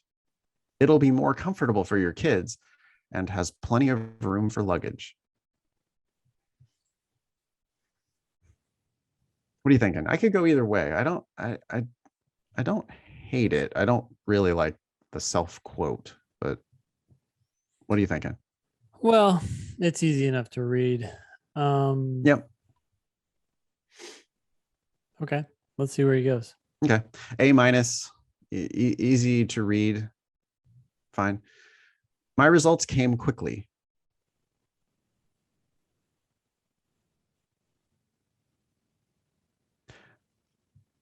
Okay. Well, I mean, yeah, it's like a conclusion. It's not, there's nothing there. Yeah. I was ranked the #1 MT in Northern New Jersey in just my second month, comma, and I followed that result with another #1 ranking just 2 months later. Less than a year from my start date. Probably after, right? Less than a year after my start date. I was promoted to assistant branch manager, ABM, Oh no. of a 200 car branch. Okay, does he use ABM again? I don't think so. No, he does not. I think we got to kill all of these abbreviations. Okay. #1 ranking, got a promotion. These are points in Chris's favor. Yeah, you know, With it's weird. established management experience. Yeah, go ahead. I wish he got here faster. I think I am getting a little bored. Well, we don't need the journey. We don't, like, if you just start at the top, we would then infer at some point you graduated from college and applied, went through probably some training, whatever. Like, we don't think that you got your job at the top by being bad at the lower levels. So if you just start at the top, we would be like, oh, cool. Wow, this guy's like a regional whatever at Enterprise. That's actually good. That's big. That's like means something. But Yeah. instead he has to take it all the way back to training and washing cars and stuff. It's like, I don't know. No, actually, that's a good point. I see later in this sentence or this paragraph, he says, my current role is accounting supervisor. If you just said, I do X, right? And you're talking about something you do now as an accounting supervisor, I would immediately see you as a grown up who has a job that's requires some know-how, math, whatever. And that's the impression I would have of you right away. But Yeah, these yeah, the first 4 paragraphs can just go. You end up in a big job. Just tell us about your big job.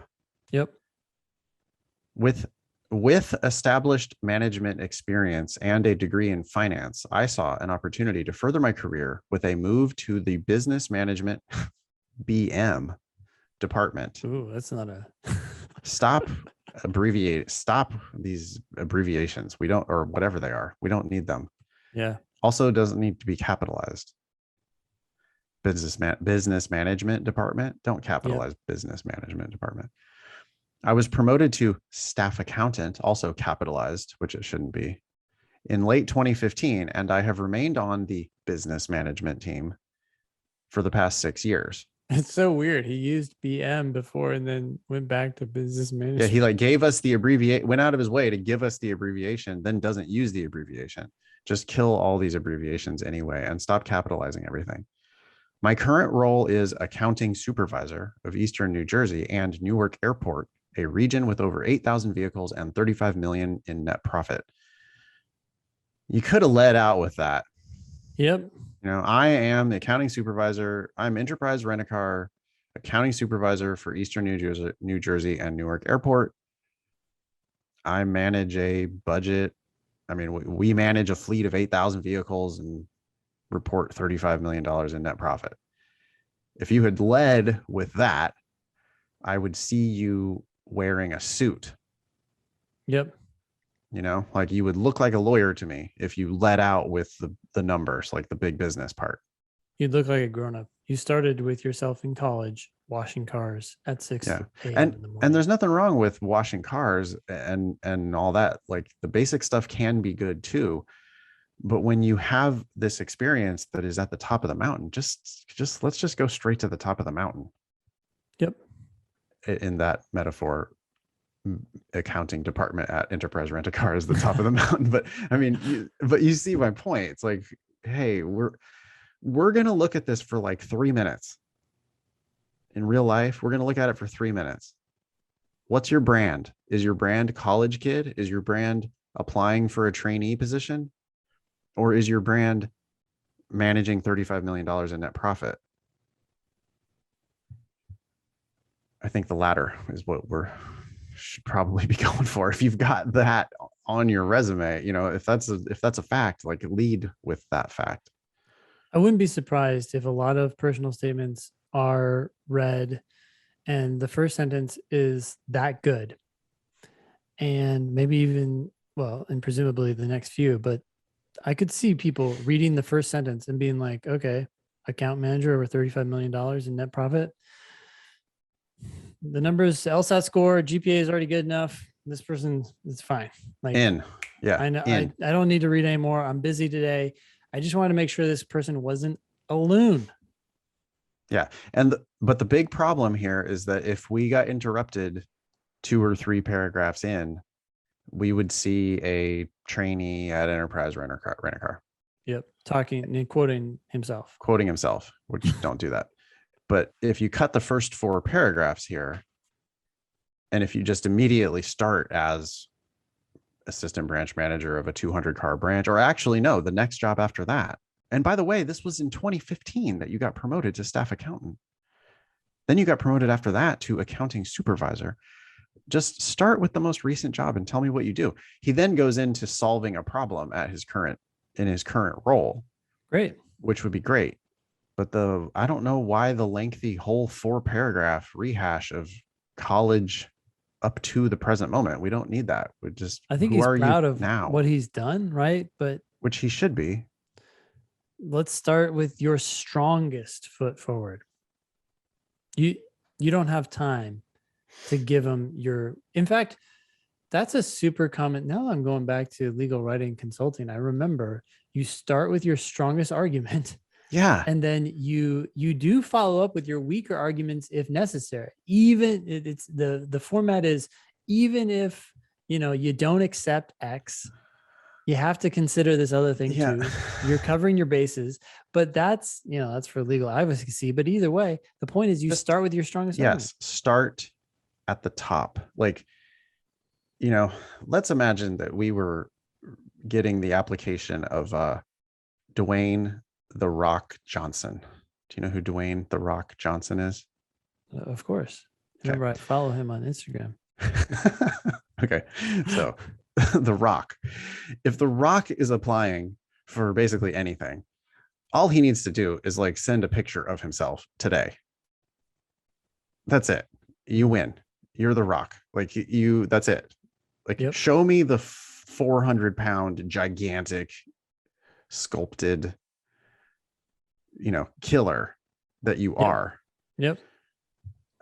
Don't go back to the puny, like, imagine if it was like, in junior high, I was a scrawny whatever, and like give me 4 paragraphs of like every workout that he ever did on the way to becoming The Rock.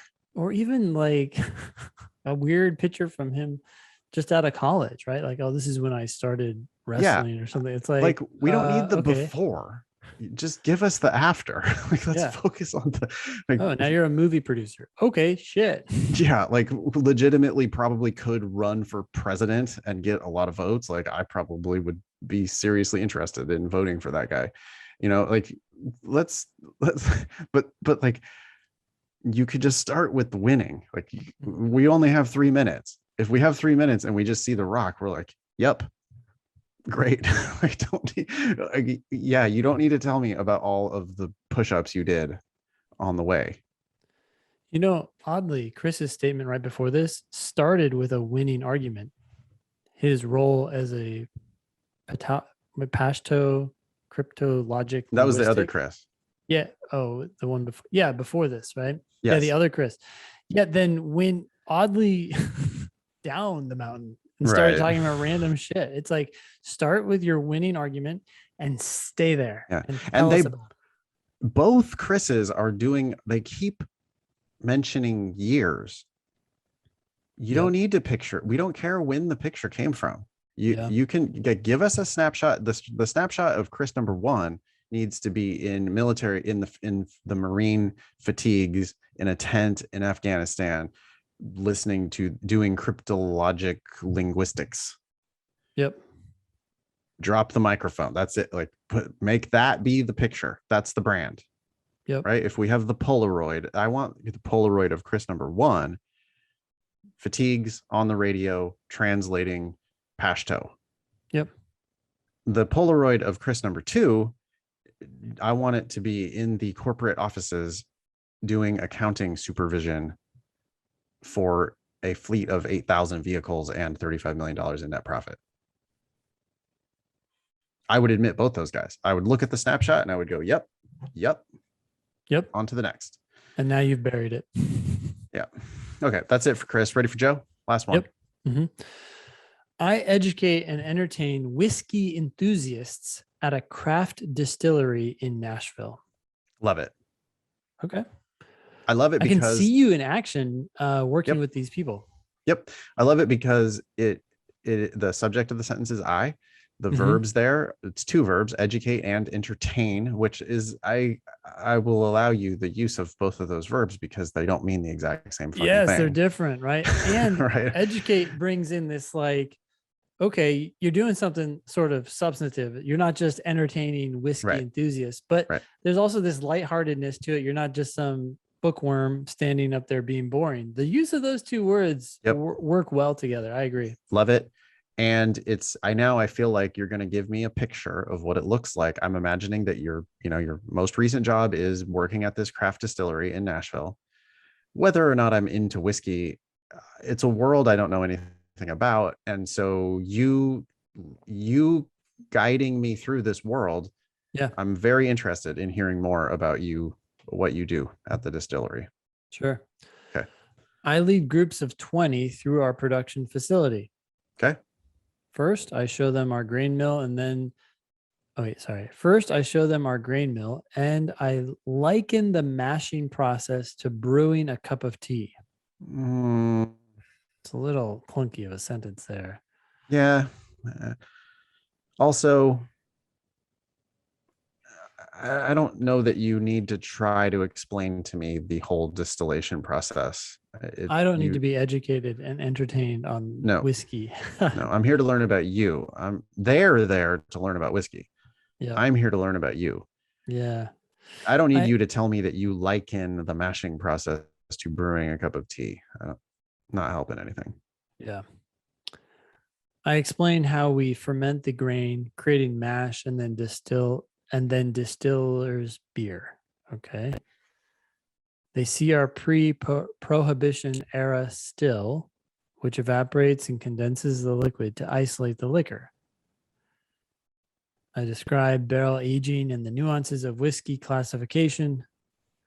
Finally, I guide patrons through a sampling of our spirits, dissecting tasting notes and encouraging bottle sales. This past fall, I won our annual sales competition by selling 7 cases of seasonal whiskey in 2 months on my tours. Okay. You can trim some fat out of that. Yeah, you can get to the chase a little faster, but I'm also not sure. What do you think? Yeah. Well, just the whole mashing process, fermentation, the still, I don't need any of that. You take them on a tour.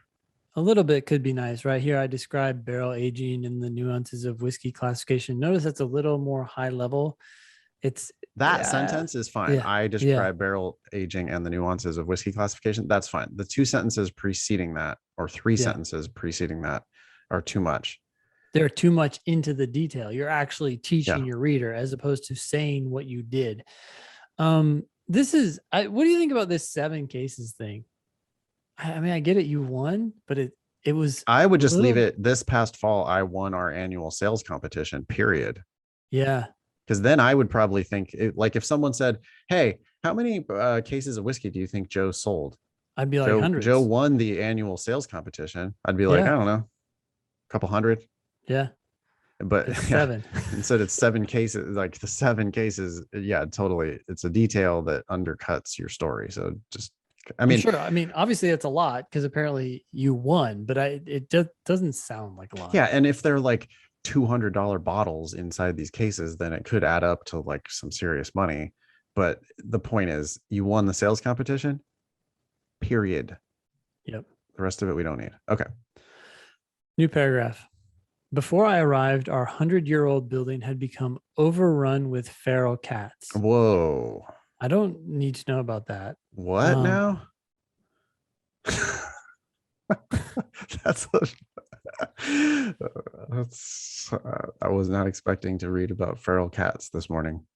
Okay. Ask yourself this, Joe. If someone read that, would they be like, okay, admit Joe? Right. Almost all your sentences, if not all of them, should be a point in your favor. Right. That's not a point in anybody's favor. It's about the building too. Who gives a shit? It's Yeah. like that didn't have Yeah. anything to do with you. No. They interfered with whiskey production and intimidated some bar patrons. Yeah, Okay, I would it's be still out not of about there. I you. hate fucking cats, dude. Especially feral cats. I'd be like, peace. No way I'm hanging out in that bar. But what's the point? Like, Yeah. we have to admit Joe because Joe used to work at a place that was overrun with feral cats. No one ever said that. So that part could probably be omitted. Anyway, there's going to be a couple more paragraphs here about the cats.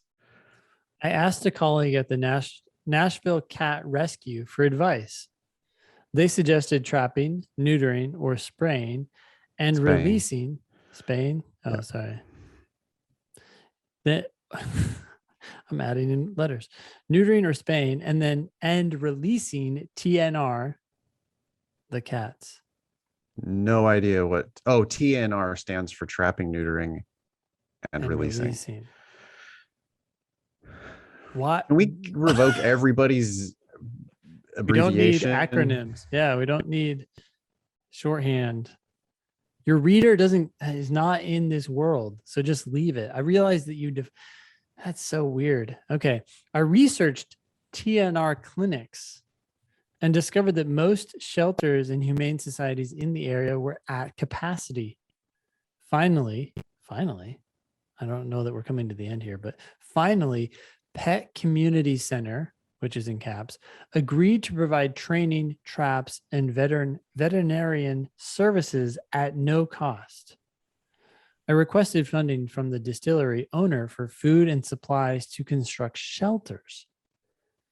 I met with the building manager who permitted me to place traps after hours. I hate this. It makes me like itchy. I don't want to hear about feral cats. I don't Well, want it's to hear kind of about you weird too. placing traps. I don't want to hear about you getting funding for this project. I couldn't be less interested in this Well, anecdote. it's strange because it's almost like overselling, Joe. When you say I requested funding from the Right. I distillery, applied to Congress to get funding for yeah, what? The owners should be interested. Like, if I were the owner, I'd be like, what are you doing to get rid of him? Great. Like, it's not funding. The owner is like, yeah, here's some money. Let's take care of this problem. It's a business expense. I would cut this whole thing. You're making a mountain out of a molehill. I mean, I get it that it was a problem. I'm glad you solved the problem.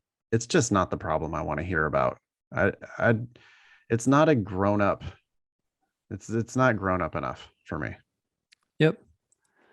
It's this weird, like, oh, I love animals sort of vibe here, Right. which is, That's the what I think it is that's really getting at me here is like yeah.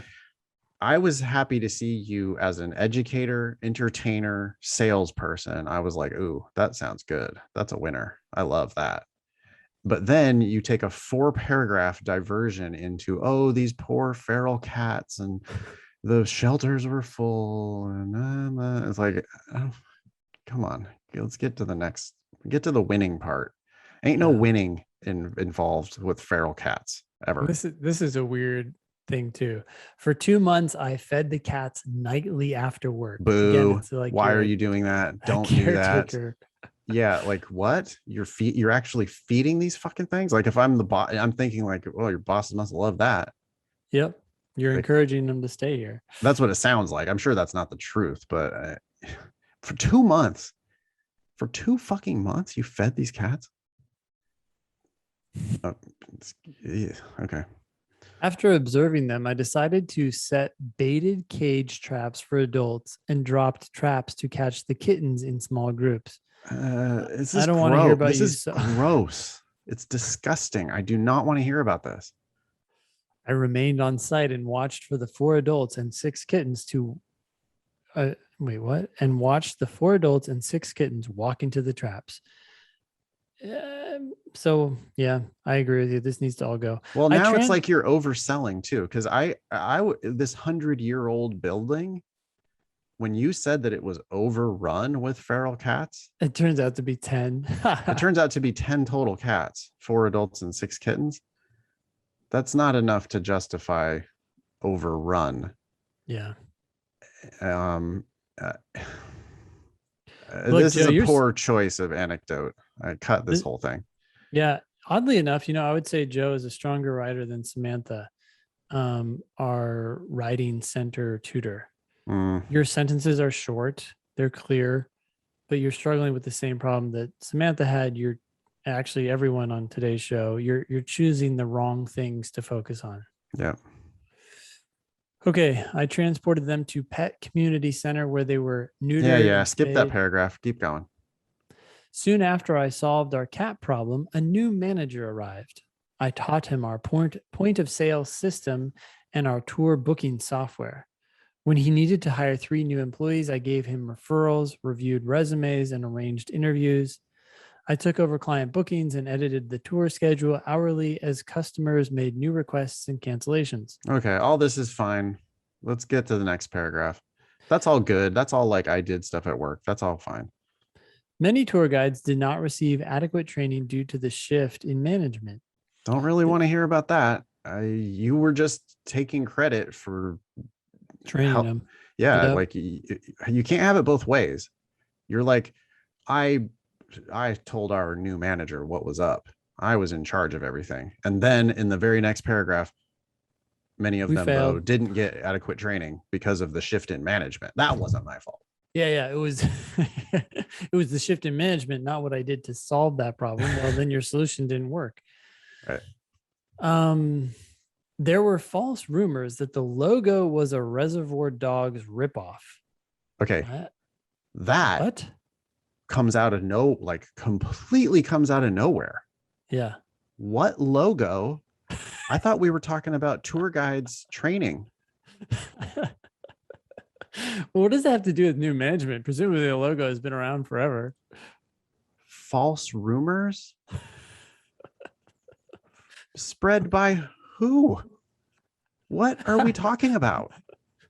And it's like, and then it's like, now, see, that is, remember last week we were talking about no drama Obama.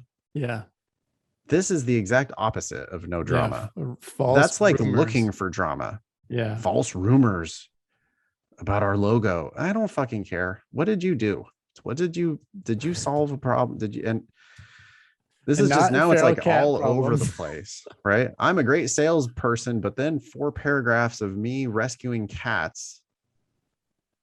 Then a new manager came in and I totally showed him what's up, except for it didn't really work on the training part. And then a weird diversion into false rumors about what? He continues, the rye whiskey mash. Wait, hold up. I thought we were talking about a logo. The rye whiskey mash recipe. That's a lot of adjectives for that noun.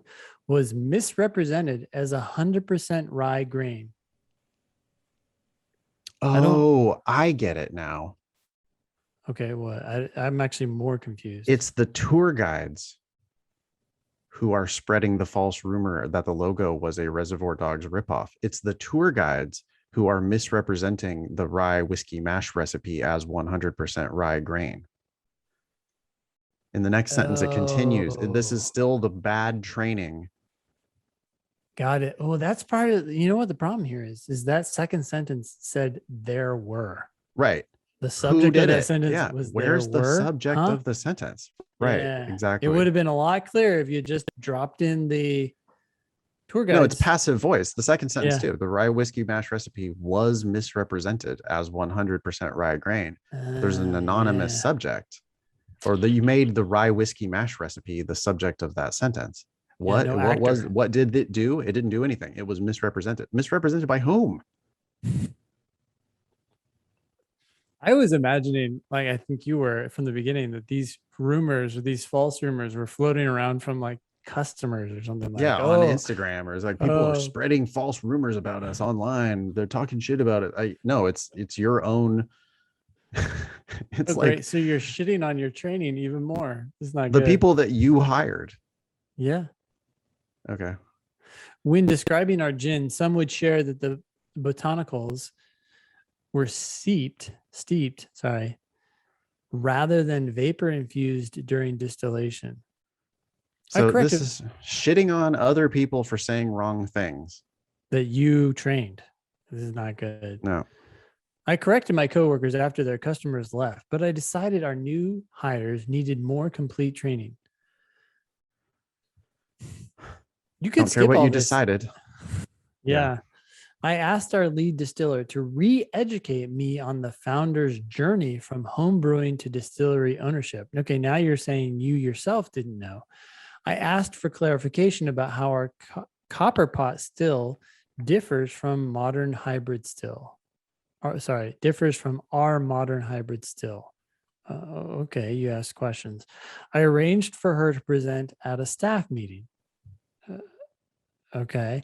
If anyone was not able to attend, I conducted mock tours and provided them with extra training before their shifts until everyone was presenting consistent tours. I enjoyed improving my local distillery and using precision to ensure accurate tours. I will continue Using precision. using precision precisely. He wanted to avoid an LY word. I will continue to advocate. Please, everyone, you're not allowed to use the word advocate in your personal statement. There are always better words, Yeah. and it just sounds like you're trying to be like a lawyer It's just a before you're conclusion one. anyway. This whole sentence. I mean, I will continue to advocate for my community and communicate deliberately in law school and as a lawyer. Oh, so we were supposed to walk away from this personal statement thinking you're a deliberate communicator. I don't think that I got that until you said that at the end and it all was right. just a conclusion. Polaroid for Joe. I would love to see Joe. The first sentence was the best. I wish I would have Yep. only read that. I Yep. educate and entertain whiskey enthusiasts at a craft distillery in Nashville. The rest of this sucks compared to that. That was great because it's like I see Joe behind the bar. I see Joe smiling, laughing, teaching. I see happy customers. I liked the sales bit at the end of that paragraph. I want the Polaroid of Joe to only include selling or teaching. I want happy customers buying everything with Joe, from Joe. That's what I want. Look, I actually don't mind two Polaroids in this personal statement. The Okay. second one being Joe training these new But hires. get to the winning on that. Yeah, Like focus get solely on the winning of the that. And you, success. Yes. yeah, What you did, Joe. It's not about all the problems. It's about the cases and cases. And don't say how many cases because it's going to sound like a low number, but it's all the fucking whiskey that you were able to sell, you and the trainees that you trained awesomely. Like you kicked yep, ass. So you were so good. Polaroid number one, winning sales competitions, happy customers, smiling, laughing, throwing money at you, like dying to get their wallet out. yep. That's Polaroid number one. Polaroid number two, you're able to make that same thing happen with the trainees. The cats gotta go. all the misguided, the rumors and the bad information gotta go. Yep. Get to the winning part. If you feel the need to explain why you're doing some sort of training, you can always say, to avoid misinformation or to avoid Don't even need. misunderstandings. You can do that though. You can, right? Like it's 10 times better than spending all this time explaining that. I could see a place. Sure, but like half a sentence instead of That's a a full half a fucking sentence paragraph. to avoid misunderstandings or Right. to, and then you're immediately going into Yeah. what you did to resolve those problems. Yeah, you got to think about it. They're really literally, I think they're going to look at this for 3 fucking minutes. They're going to Yep. skim it. They're going to read it fast once. They're going to walk away from this and not think of you as as a educator and entertainer for whiskey enthusiasts. They're going to think of you as the feral cat guy. Yeah, this is the feral cat lady for sure. This is like like what? Wrap it up. I don't know. Feral cats. Like spent 2 months feeding them. Stayed there and watched them fall into the traps. Like what? then also the whole thing about the rumors and stuff, it like looks like a problem, kind of like causing problems, finding because I was confused, like I didn't understand what you were even saying. Yeah. Weirdly taking swipes at the new manager who doesn't really know shit, the trainees who are making these errors. We don't need to hear about all these fails. We need to hear about you winning. So focus on the successful tours and sales and training other people to do the exact same thing, and just make it all about the wins. Yeah. I want to know where this distillery is. I want to go check it out. I want a hat. All right. Thank you, Joe. Wrap it up there. Yep. Cool. You can be LSAT famous. You can get on an upcoming show by emailing help@thinkinglsat.com. I do receive all those emails, and I will get kind of pissed, honestly, if you send me a shitty draft.